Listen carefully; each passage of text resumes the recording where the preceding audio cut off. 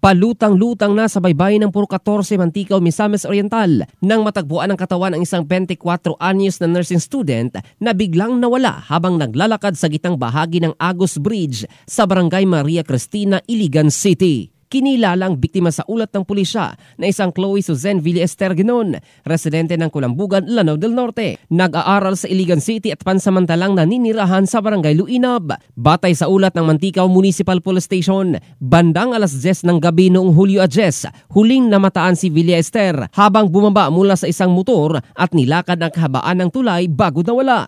Kinabukasan Hulyo 11, alas 6:15 ng umaga, natagpuan ang kanyang bangkay na palutang-lutang sa baybayin. Nasa tinatayang 150 metro ang layo mula sa Pampang. Isang mangingisdang si Fernan Ramirez ang nakakita sa kanya at agad nagulat sa mga otoridad. Ayon sa inisyal na pagsusuri ng Manticaw Provincial Hospital, walang natukoy na palatandaan ng pananakit, trauma o anumang bakas ng karahasan sa katawan ng naturang biktima. In the heart of changing lives, ito si Jofel Candado ng Brigada News Philippines, the Music and News Authority.